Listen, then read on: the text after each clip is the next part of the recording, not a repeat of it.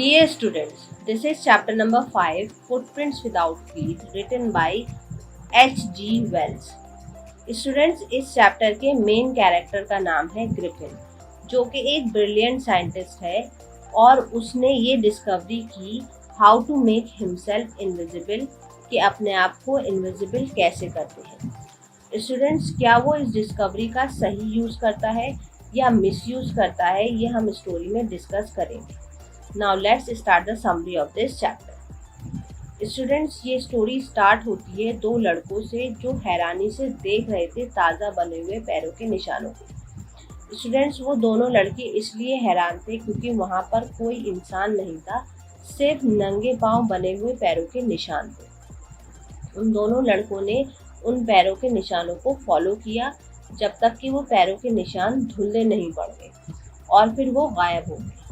Students, ये पैरों के निशान किसी और के नहीं बल्कि एक साइंटिस्ट के थे जिसका नाम ग्रिफिन था। उसने एक्सपेरिमेंट पर एक्सपेरिमेंट किए और finally he swallowed certain rare drugs and his body become transparent as a sheet of glass. Students, Griffin एक ब्रिलियंट साइंटिस्ट था but he was rather a lawless person, यानी कानून में उसका कोई भरोसा नहीं था। ग्रिफिन के लैंडलॉर्ड उसको बिल्कुल भी पसंद नहीं करते थे और चाहते थे कि ग्रिफिन उनका घर खाली कर दे।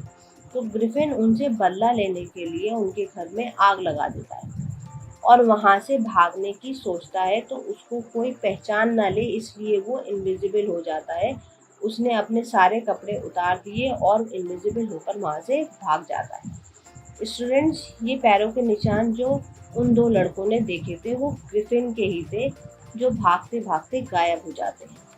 अब ग्रिफिन लंदन में बिना पैसों के, बिना कपड़ों के और बिना घर के भटक रहा था, क्योंकि ग्रिफिन अपने लैंडलॉर्ड के घर से निकलने के लिए बहुत ही गलत वक्त को चुना था, क्योंकि ये लंदन का विंटर का वक्त था जिस वक्त लंदन में बहुत ज़्यादा ठंड पड़ रही थी और ऐसी ठंड में बिना कपड़ों के उसके लिए बहुत ही ज़्यादा मुश्किल हो रही थी। अपने आप को ठंड से बचाने के लिए वो लंदन के एक स्टोर में चला जाता है। वहाँ उसको कोई देख नहीं सकता था क्योंकि वो इनविजिबल था। स्टोर बंद हो जाता है, ग्रिफिन भी उसी स्टोर में बंद हो जाता है। स्टोर बंद होने के बाद Griffin was able to give himself the pleasure of clothing and feeding himself without regard to expense. Griffin ने अपने लिए उस स्टोर में से शूज़, ओवरकोट और हैट पहनकर तैयार हो गया और फिर स्टोर के ग्रोसरी सेक्शन में जाकर कोल्ड मीट, कॉफ़ी, स्वीट और वाइन भी ली। उसके बाद वो रज़ाई के ढेर पर सो गया। नेक्स्ट डे उस स्टोर के असिस्टेंट जब तक नहीं आए, ग्रिफिन वहीं सोता रहा और जैसे ही वो वहाँ पर आए तो ग्रिफिन घबरा गया और वहाँ से भागने लगा। अब उसने क्या किया, वो इनविजिबल होने लगा और अपने सारे नए कपड़े जो उसने स्टोर से लिए थे वो सारे कपड़े उसने उतार दिए और वो इनविजिबल होकर वहाँ से भाग जाता है। अब वो फिर से जनवरी की ठंड में बिना कपड़ों के था। अब जब उसे कपड़े चाहिए थे तो उसने डिसाइड किया थ्रेटिकल कंपनी में जाने के लिए। वो ये सोच रहा था कि उसको यहाँ सिर्फ कपड़े ही नहीं मिलेंगे but also something that would hide the empty space above his shoulders. अब उसको एक सूटेबल शॉप मिल जाती है, वहाँ पर उसको सारा सामान मिल जाता है। वहाँ उसको बैंडेजेस मिलती हैं। बैंडेजेस को वो अपने फॉरहेड पर अच्छी तरीके से लपेट लेता है। एक फॉल्स नोज, एक डार्क ग्लासेस और बहुत बड़ी हैट उसने पहन ली। उसके बाद उसने वहाँ के शॉपकीपर पर हमला किया और उसके सारे पैसे वहाँ से चुराकर वो भाग जाता है। ग्रिफिन क्राउडेड लंदन को छोड़कर एक विलेज था जिसका नाम इपिंग था, वहाँ चला जाता है। उसने वहाँ पर 2 रूम्स बुक किए। इस वक्त सर्दियों में होटल में किसी विजिटर का आना बहुत ही अजीब था। मिसेस हॉल, जो लैंडलॉर्ड की वाइफ थी, वो ग्रिफिन के साथ फ्रेंडली होना चाहती थी but Griffin had no desire to talk. Griffin उनसे कहता है कि मैं यहाँ पर अपना काम करना चाहता हूँ और मैं नहीं चाहता कि कोई मुझे डिस्टर्ब करे। मिसेस हॉल समझ जाती हैं कि ग्रिफिन एक सनकी साइंटिस्ट है। उनको थोड़ा अजीब लगता है, बट ग्रिफिन ने सारा पैसा एडवांस में दे दिया था, इसलिए मिसेस हॉल ने उसको रूम दे दिए। अब स्टूडेंट्स, ये जो पैसे थे ग्रिफिन के मिसेस हॉल को जो उन्होंने दिए थे चुराए हुए पैसे, ये ज़्यादा दिन तक तो चलते नहीं। अब उसको मिसेस हॉल को रेंट पे करना था, तो ग्रिफिन मिसेस हॉल से झूठ बोलता है कि उसका पेमेंट चेक के थ्रू आ सकता है। जैसे ही उसका पेमेंट आएगा तो वो उनका रेंट पे कर देगा। बट एक दिन के बाद ही अजीब इंसिडेंट हुआ। मिसेस हॉल और क्लर्जीमैन को अपने स्टडी रूम से ज़ोर ज़ोर से आवाज़ें आने लगी। वो दोनों नीचे आए तो उन्हें डेस्क में जो पैसे रखे थे वो निकालने की आवाज़ आई। तो क्लर्जीमैन ने अपना पोकर अपने हाथ में लिया और दरवाज़ा खोलकर चिल्लाए, सरेंडर, कि जो भी है वो सरेंडर कर दे। तो वहाँ पर कोई नहीं था और डेस्क भी खुली हुई थी और उसमें से जितने पैसे थे वो सब गायब थे। नेक्स्ट डे लैंडलॉर्ड और उसकी वाइफ जल्दी उठ जाते हैं और देखते हैं ग्रिफिन के रूम का दरवाज़ा खुला हुआ है।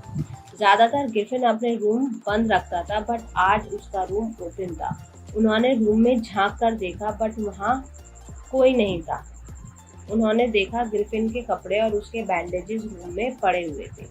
अचानक मिसेस हॉल को उनके कान के पास आवाज़ सुनाई दी और रूम में पड़ी एक कैप हवा में उछली और सीधी मिसेस हॉल के मुंह पर जाकर लगती है। और फिर अचानक रूम में एक चेयर थी जो हवा में आ गई और मिसेस हॉल और उनके हस्बैंड की तरफ बढ़ी और उस चेयर ने उन दोनों को रूम से बाहर कर दिया और रूम का दरवाज़ा बंद हो गया और लॉक हो गया। मिसेस हॉल बहुत ज़्यादा घबरा जाती हैं। वो समझती हैं कि उनके घर के रूम में भूत और आत्मा का साया है। अब सारे विलेज में ये खबर फैल जाती है कि क्लर्जीमैन के घर में चोरी हुई है और सबका शक ग्रिफिन पर जाता है। और ये शक जब कंफर्म हुआ जब ग्रिफिन ने रेंट पे करने के लिए पैसे दिए, और मिसेस हॉल का शक यकीन में तब बदल गया जब ग्रिफिन उसी लॉक रूम से बाहर आ जाता है। तब मिसेस हॉल ग्रिफिन से पूछती है, how it is you came out of an empty room and how you entered a locked room. Mrs hall village constable को सीक्रेटली कॉल कर चुकी थी, बट उससे पहले ग्रिफिन पर वो बहुत ज़्यादा गुस्सा हो जाती हैं ये पूछने के लिए कि वो लॉक्ड रूम में कैसे एंटर हुआ। ग्रिफिन जो पहले से ही बहुत ज़्यादा गुस्से वाला था, वो मिसेस हॉल पर चिल्लाता है और कहता है, बहुत शौक है ना तुम्हें जानने का कि मैं कौन हूँ, तो मैं तुम्हें बताता हूँ कि मैं कौन हूँ। तभी ग्रिफिन ने अपने फेस के बैंडेजेस, चश्मा और अपने नोज निकाल देता है। वो इनविजिबल होना शुरू हो जाता है। वहाँ के सारे लोग एक ऐसे इंसान को देख रहे थे जो बिना सर का था। वो वहाँ के सारे लोग बहुत ज़्यादा डर जाते हैं। वो पुलिस कांस्टेबल जिसको कॉल किया था ग्रिफिन को पकड़ने के लिए, वो भी वहाँ आ जाता है और वो देखता है कि उसे ऐसे इंसान को पकड़ना है जिसका सर ही नहीं है।